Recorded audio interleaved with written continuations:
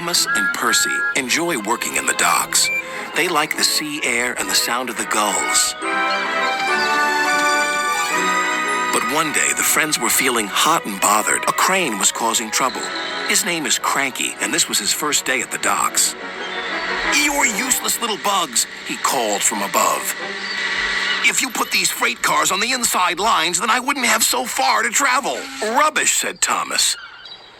"No crane has ever complained before." "Well, I'm complaining now." And Cranky banged his load down on the quayside. Later, the two engines met Gordon and James and told them about Cranky. "Cranes are airy-fairy things. They need a lot of attention, like me, in fact," said Gordon. "You should see the situation from Cranky's point of view," said James. "He's high up in the air, coping with wind, rain, and baking sun. Then he looks down and sees you two little engines being annoying. No wonder he calls you bugs."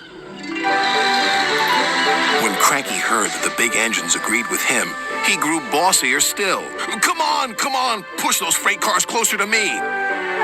But Percy was too upset to concentrate and pushed the freight cars too far. Poor Percy. Then Cranky played a trick on Thomas. "Push your freight cars onto the outside line. It's easier for me to load up." So Thomas did.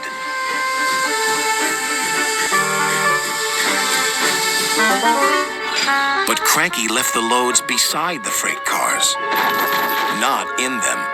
"You must have known my arm can't reach you there," complained Cranky. This mix-up caused confusion and delay. Sir Topham Hatt was most upset. "Thomas and Percy, this new crane has an important job to do.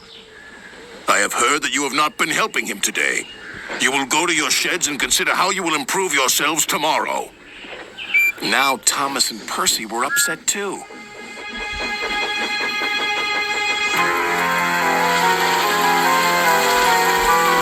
That evening, a big storm raged across the island.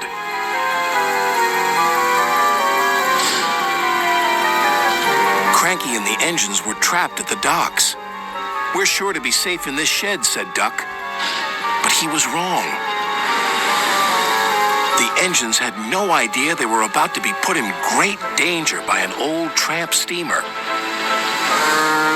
It was out of control and running aground, straight into the sheds.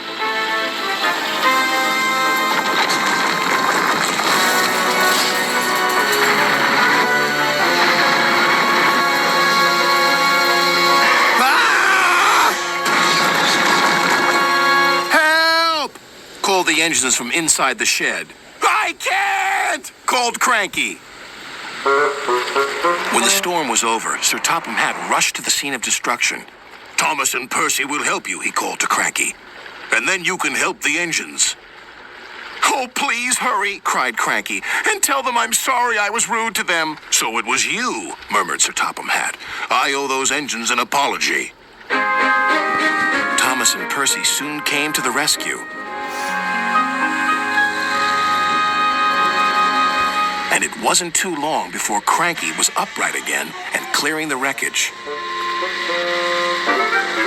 At last, all the engines were free. "Oh, thank you," said Gordon. "What would I have done without you?" "Well, I had to be rescued before I could help you. But I never thought it would be by a couple of Cranky was about to say bugs, but he quickly corrected himself. Small engines, thank you. I'll never be rude again. However, you two mites are in my way, so move over."